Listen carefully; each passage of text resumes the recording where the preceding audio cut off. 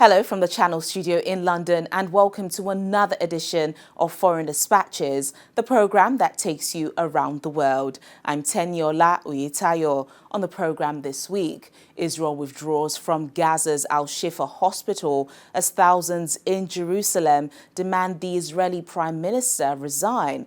Plus, from prisoner to president in 20 days, Senegal's Diomaye Faye takes office, becoming the country's youngest president. We begin in Gaza, where Israel's military has withdrawn its troops from Al-Shifa hospital, saying its two-week raid was one of the most successful operations in its war against Hamas. It comes as anti-government protests swept Israel this week, demanding early elections, as well as calling for the release of hostages still held by Hamas.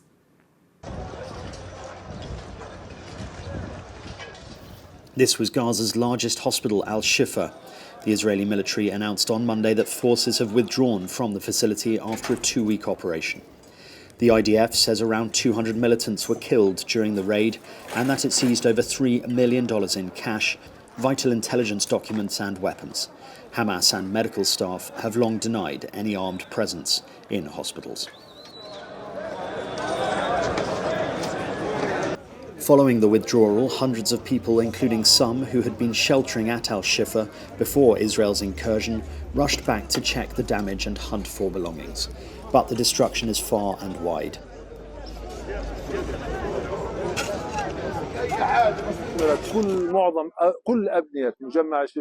Most of the buildings of the Al-Shifa medical complex were completely destroyed and burned, and there is such huge destruction. This medical complex used to contain 750 beds and more than 26 operating rooms, 32 intensive care rooms, and a central laboratory for the Ministry of Health, a dialysis department with a capacity of 52 beds, treating 450 patients a day, and an emergency department with a capacity of 62 beds. The number of people visiting the emergency department annually was more than 250,000, and more than 17,000 operations were performed annually in this complex.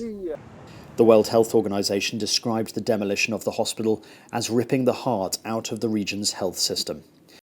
The directors told us that Al-Shifa hospital is gone, that it's no longer able to function in any shape or form as a hospital. We know that at least 21 patients died during the period of the siege. We also know that the staff had to bring the patients together in a building that wasn't even a clinical building. It was a human resources administration area.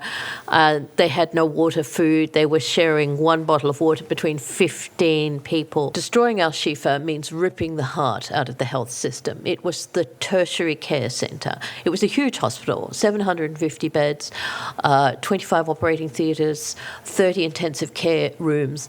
You know, it was the place people go to for the kind of care that a really good health system provides.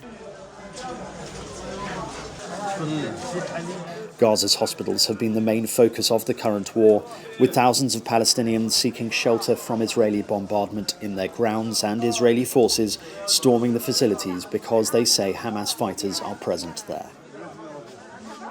Al-Shifa was the largest hospital and main referral center in the Gaza Strip, with 750 beds, 26 operating rooms, 32 intensive care rooms, a dialysis department, and a central laboratory. I repeat, hospitals must be respected and protected.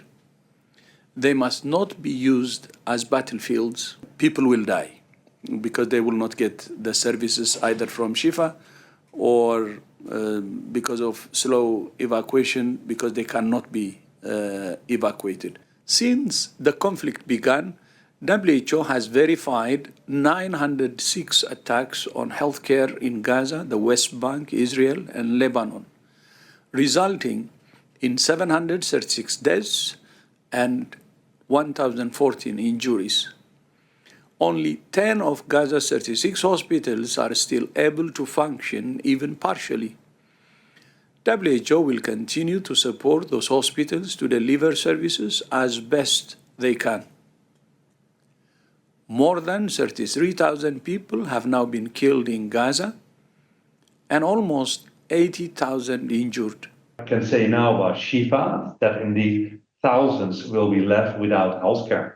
They will have to move to places in the north, to Al-Ahli, to Kamal Adwan, to Al-Hilu, which is a very small hospital, which has also struggles to remain open, and to places like that. On Tuesday, international food charity World Central Kitchen suspended its operations in Gaza following the death of 7 of its workers in an Israeli airstrike. WHO is horrified by the killing of 7 humanitarian workers from World Central Kitchen in Gaza on Monday. The work they were doing was saving lives, providing food to thousands of starving people. Their cars were clearly marked and should never have been attacked. Delivering humanitarian aid in Gaza is already difficult and dangerous. Hungry people will go unfed because World Central Kitchen has quite understandably paused its operations. I honor our colleagues for their service and for putting themselves in harm's way to serve others. WHO has been working with World Central Kitchen in Gaza to deliver food to health workers and patients in hospitals. This horrific incident highlights the extreme danger under which WHO colleagues and our partners are working and will continue to work. But we can only do so with safe access. This means an effective and transparent mechanism for deconfliction must be put in place to ensure humanitarian convoys can move safely. Israel says the convoy they were in was unintentionally hit and has vowed to investigate. We have been reviewing the incident in the highest levels to understand the circumstances of what happened and how it happened. We will be opening a probe to examine this serious incident further. This will help us reduce the risk of such an event from occurring again. The incident will be investigated in the fact-finding and assessment mechanism, an independent professional and expert body. For the last few months, the IDF has been working closely with the World Central Kitchen to assist them in fulfilling their noble mission of helping bring food and humanitarian aid to the people of Gaza. WCK also came to help Israelis after the massacre of October 7th. They were one of the first NGOs here. The work of WCK is critical. They are the front lines of humanity. We will get to the bottom of this and we will share our findings transparently.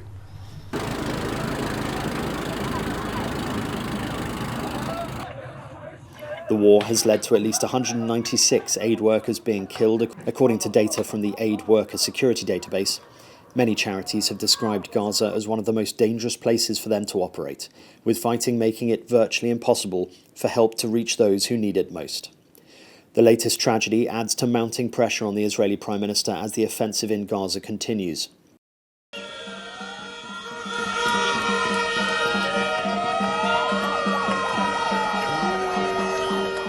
On Sunday, tens of thousands gathered in Jerusalem for the beginning of a 4-day rally, the largest anti-government demonstration since the October 7th terrorist attack. Many say they are fed up with the government's failure to secure the release of hostages held by Hamas, among other things, and are calling for an early election.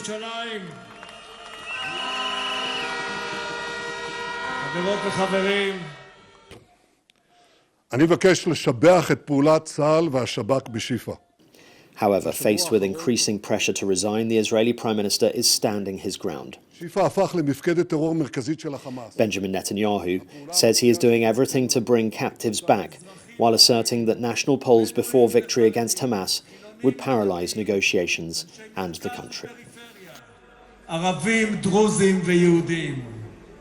Meanwhile, a small factory in Gaza's southmost city of Rafah is producing baby diapers, providing a lifeline to desperate families as basic commodities have become difficult to find or are unaffordable. Personal protective gear is now being repurposed as diapers, with the factory producing about 1,000 a day, but it's only a fraction of what's needed.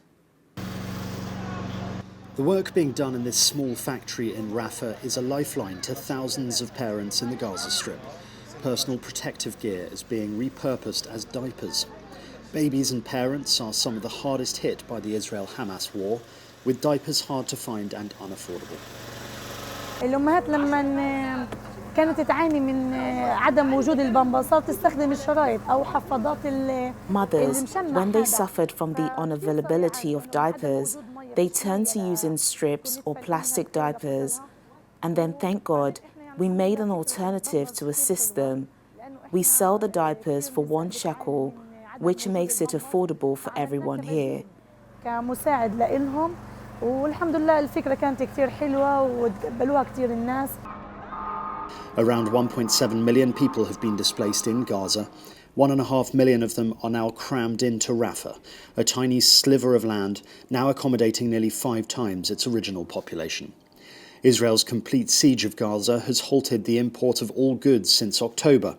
Items that used to be taken for granted, such as diapers and formula for babies, have become luxuries.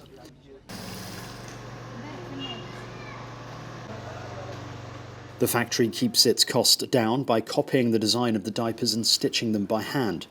It produces 1,000 diapers a day and can't keep up with the demand. As you see, we're unable to fulfill the high demand. Now, we're producing around 1,000 pieces per day. The entire daily production is sold out on the same day, and we start fresh with a new batch for the following day, and so on. There is also difficulty with the sewing machine. It may malfunction, so we would have to stop, because there is no supply of gas or solar. So now, the thing we suffer the most is powering the sewing machine. While this factory is a welcome relief, it's only a fraction of what's needed due to the war.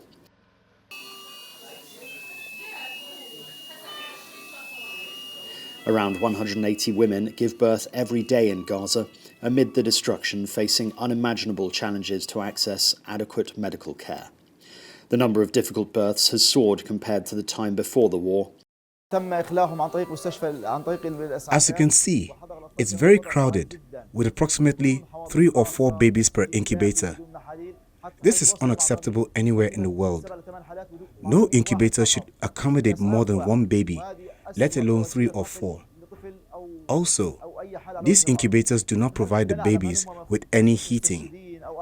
There is no oxygen, milk, or special medications. The ventilator intended for the entire unit, originally designed to accommodate 4 cases, is now being stretched to handle 75 or 80 cases at the same time. This means that most cases will die because there is no respirator available. Only 2 maternity hospitals remain on the Strip. Hunger has also become a deadly threat, and desperation and the scarcity of food, fuel and clean water have led to a breakdown in law and order. Israel forces have been accused by aid agencies and Gazan authorities of hampering aid deliveries.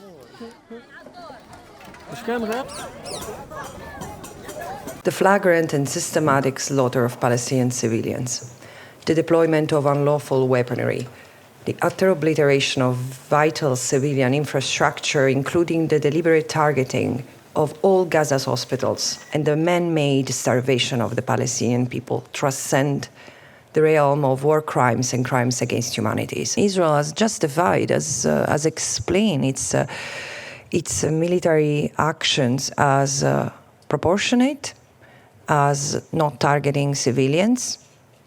They didn't achieve their goal, considering that 70% 70% of the victims have steadily been women and children throughout the assault on Gaza. More than 32,800 Palestinians have now been killed in the 6-month conflict, predominantly women and children, according to the Gazan health authorities. When Foreign Dispatches returns in just a moment, South Africans remember anti-apartheid activist Winnie Mandela. Please stay with us. Thanks for staying with us on the programme. Once a jailed opposition candidate, Bassirou Diomaye Faye has been sworn in as Senegal's 5th and youngest ever president. The 44-year-old, who has never held an elected office, swept to a first-round victory on a promise of radical reform just days after being released from prison.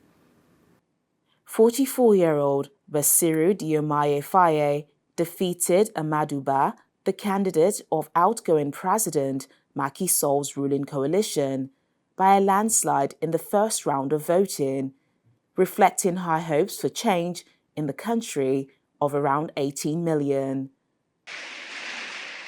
The former tax inspector becomes Senegal's 5th president since independence from France in 1960, and the country's youngest. Monsieur le Président de la République. Du 5e président de la République. M'engage par la promotion du culte du travail. I am aware that the results of the ballot box expressed a profound desire for systemic change. Through my election, the Senegalese people have committed themselves to building a fair Senegal, a prosperous Senegal in a progressing Africa. And in this work of building a new Senegal, I will work tirelessly to preserve peace and national cohesion. The new president has vowed to tackle corruption and introduce a series of economic reforms to prioritize national interests, including the renegotiation of oil, gas, and mineral contracts with foreign operators. Under my leadership, Senegal will be a country of hope, at peace, with an independent justice system and a stronger democracy. This is my promise based on the oath I have just taken before God and the nation in your presence. Over a dozen heads of state and regional representatives attended the inauguration, including Nigeria's President Bola Tinubu, Ghana's President Nana Akufo-Addo, and African Union Commission Chair Musa Faki Mohammed. The military juntas of Burkina Faso, Mali, and Niger also sent representatives. Faye's rise to power followed his release from prison less than 2 weeks before the vote, alongside his mentor, Ousmane Sonko. Millions queued for hours to cast their ballot in the election that eventually took place on March the 24th, after unsuccessful attempts by Macky Sall's government to postpone it from February to December, then June. We expect from him a sober and virtuous management, a management based on good governance, social equity, but also transparency. L'équité sociale, mais aussi la transparence. Voilà. The smooth transition is a welcome boost after 3 years of unprecedented political turmoil in Senegal that had raised concern about democratic backsliding in the coup-prone region of West Africa, where juntas have seized power and cut ties with traditional Western allies in favor of Russia. Now working with his populist mentor, Sonko, who he has appointed as Prime Minister, President Faye now faces the challenge of carrying out national reconciliation while easing the cost of living crisis and fighting corruption.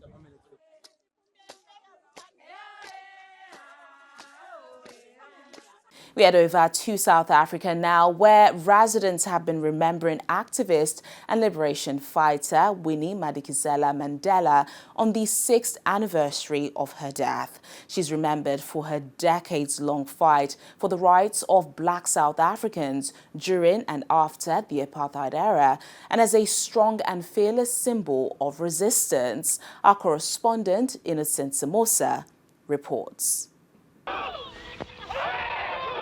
A young, bold, fashionable, defied and stunning Winnie Madikizela Mandela. That was her introduction to the world. As the spouse of the most well-known activist in the nation and soon-to-be political prisoner. So began the fascination with Winnie Madikizela Mandela as photographers scrambled to capture her beauty. Over time, she evolved into one of the most photographed figures in the country. Recently, I had the opportunity to sit down with her former personal assistant, Zodwa Zwani, in Soweto. Mrs. Mandela is looking for a PA. Would you be interested? And I said, oh, I'm scared of her. But I think it would be nice to be interviewed by her. Maybe she'll give me a chance to take a picture with her. I said, okay. Give them my CV. And she did. And the following day, they called me for an interview. They told me my interview was the following day. I still imagine that as if it was still yesterday. Zodwa says Madikizela Mandela was not simply a timeless beauty, but also a fashion icon in her own right. Up until now, I still feel she has always been the best. When it comes to style and dressing, she was really the best. Then she would say, by the way, tomorrow we're going to that event. And what are we wearing?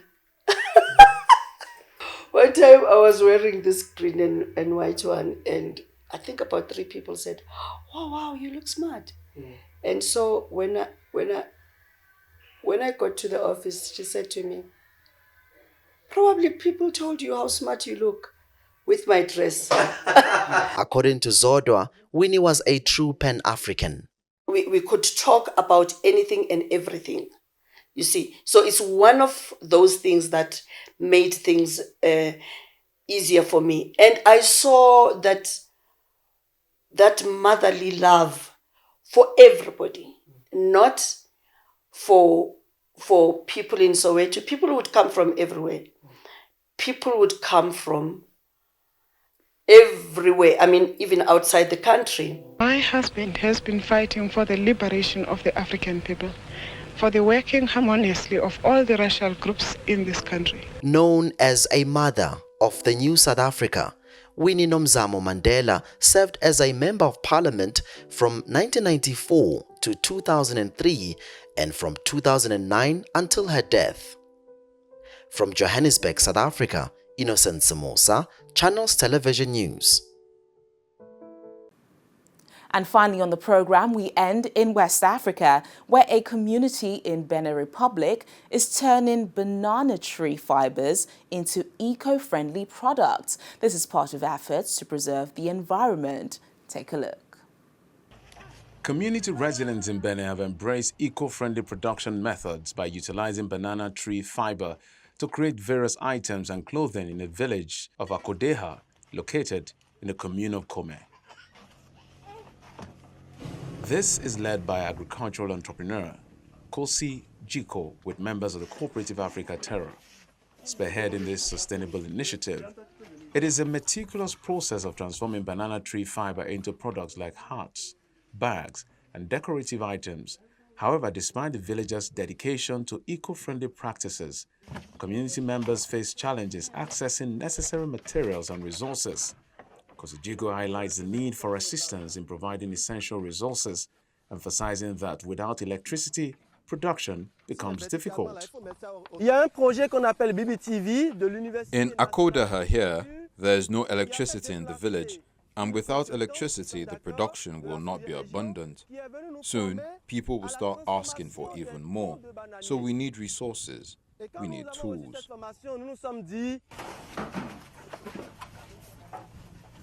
Established in 2000, Africa Terra, led by Jiko, focuses on banana cultivation and direct production of fiber-based items. The cooperative aims to enhance the weaving quality of products continually.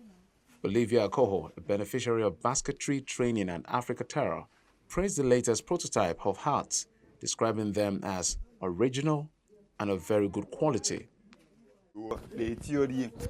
Here is the prototype of a hat made from banana fiber that we have made. We gradually improved the weaving quality of the hat by releasing this latest prototype, which is very pretty and fine. It is original and of very good quality, and compared to models made with other raw materials existing on the market.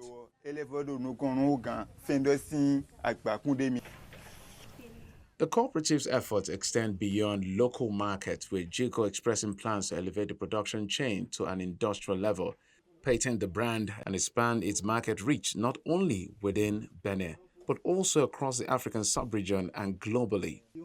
Through their commitment to sustainable practices and innovative approaches, the community members of Okodeha are demonstrating the potential of eco-friendly production in fostering economic growth while preserving the environment. And that's the program today, but remember our top stories are never far away. You can catch them on channelstv.com. Thank you for watching. I'm Tenyola Oyetayo. Bye for now.